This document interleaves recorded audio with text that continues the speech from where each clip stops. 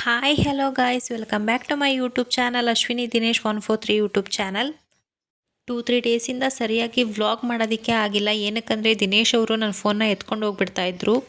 ಇವತ್ತು ಗೌರಿ ಹಬ್ಬ, ಎಲ್ಲರಿಗೂ ಗೌರಿ ಹಬ್ಬದ ಆರ್ಥಿಕ ಶುಭಾಶಯಗಳು. ಹಾಗೆಯೇ ಇವತ್ತು ನಮ್ಮ ಅಪ್ಪಾಜಿ ಅಮ್ಮ ಬರ್ತಾ ಇದ್ದಾರೆ. ಏನಕ್ಕೆ ಅಂತ ನಾಳೆ ಹೇಳ್ತೀನಿ.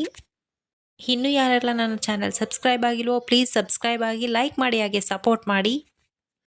ಗೌರಿ ಹಬ್ಬದ ವಿಶೇಷತೆ ಬಗ್ಗೆ ಹೇಳಬೇಕು ಅಂದರೆ, ಗೌರಿ ಹಬ್ಬವು ಗಣೇಶನ ತಾಯಿ ಪಾರ್ವತಿ ದೇವಿಯನ್ನು ಪೂಜಿಸುವ ಹಬ್ಬ.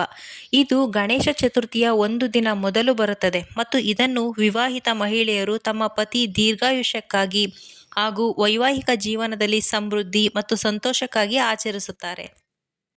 ಗೌರಿ ದೇವಿಯು ತನ್ನ ತವರು ಮನೆಗೆ ಬರುವ ಪ್ರತೀಕವಾಗಿ ಸಂಪ್ರದಾಯದಂತೆ ಮನೆಗಳಲ್ಲಿ ಮೊದಲು ಗೌರಿಯನ್ನು ಪ್ರತಿಷ್ಠಾಪಿಸಿ ನಂತರ ಗಣೇಶನನ್ನು ಪ್ರತಿಷ್ಠಾಪಿಸಲಾಗುತ್ತದೆ. ಈ ಹಬ್ಬವನ್ನು ಮುಖ್ಯವಾಗಿ ವಿವಾಹಿತ ಮಹಿಳೆಯರು ಆಚರಿಸುತ್ತಾರೆ. ವಿವಾಹಿತ ಮಹಿಳೆಯರು ದೇವಿಯ ವ್ರತವನ್ನು ಕೈಗೊಂಡು ಗೌರಿಗೆ ಹೂವು, ಉಡುಪು, ಅಲಂಕಾರ ವಸ್ತುಗಳನ್ನು ಅರ್ಪಿಸುತ್ತಾರೆ. ಗೌರಿ ಹಬ್ಬದಂದು ಬಾಗಿನವನ್ನು ಅರ್ಪಿಸುವುದು ಒಂದು ಮುಖ್ಯ ಸಂಪ್ರದಾಯ. ಬಾಗಿನದಲ್ಲಿ ಅರಿಶಿಣ, ಕುಂಕುಮ, ಬಳೆಗಳು, ತೆಂಗಿನಕಾಯಿ, ಸಿಹಿ ತಿಂಡಿಗಳು ಮತ್ತು ಇತರ ಮಂಗಳಕರ ವಸ್ತುಗಳನ್ನು ಇಟ್ಟು ಇತರ ವಿವಾಹಿತ ಮಹಿಳೆಯರಿಗೆ ಉಡುಗೊರೆಯಾಗಿ ನೀಡಲಾಗುತ್ತದೆ. ಗೌರಿ ದೇವಿಯು ತನ್ನ ತವರಿಗೆ ಬರುವ ಪ್ರತೀಕವಾಗಿ ಮನೆಗಳಲ್ಲಿ ಮೊದಲು ಗೌರಿಯ ವಿಗ್ರಹ ಅಥವಾ ಫೋಟೋವನ್ನು ಪ್ರತಿಷ್ಠಾಪಿಸಿ ಪೂಜಿಸಲಾಗುತ್ತದೆ. ಅನಂತರ ಮರುದಿನ ಮಗನಾದ ಗಣೇಶನನ್ನು ಪ್ರತಿಷ್ಠಾಪಿಸುವ ಸಂಪ್ರದಾಯವಿದೆ.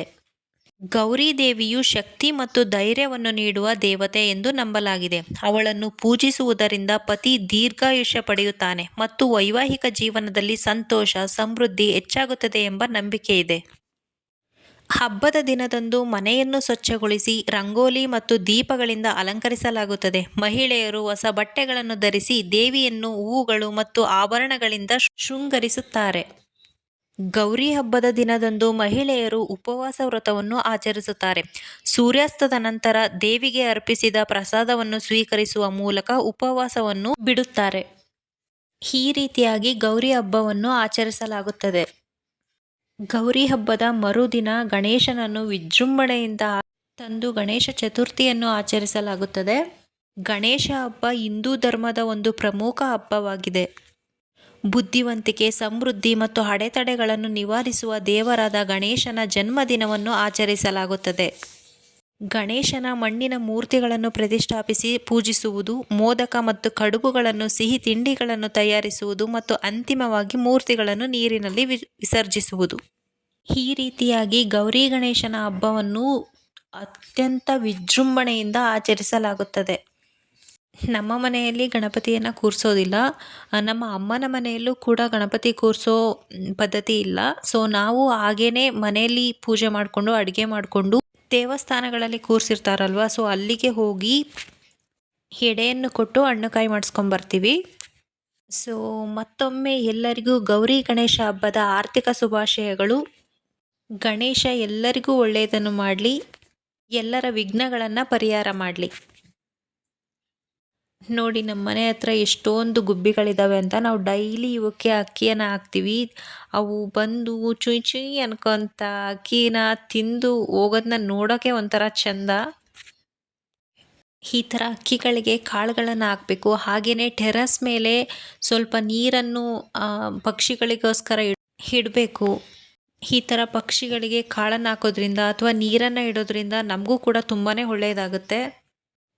ಪಕ್ಷಿಗಳಿಗೆ ಈ ಥರ ಕಾಳನ್ನು ಹಾಕೋದ್ರಿಂದ ಅಥವಾ ನೀರನ್ನು ಇಡೋದ್ರಿಂದ ಜಾತಕದಲ್ಲಿರುವಂತಹ ದೋಷನೂ ಕೂಡ ದೂರ ಆಗುತ್ತಂತೆ.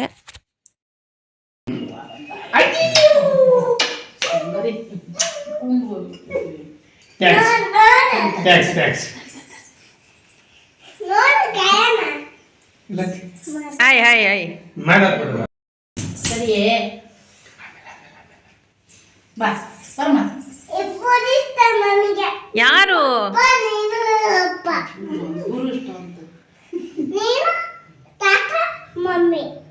ಅಜ್ಜಿ ಅಜ್ಜಿ ಇಷ್ಟ ಇಲ್ಲ.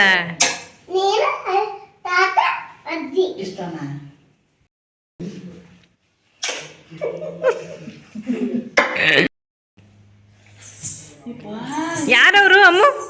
ಅಮ್ಮು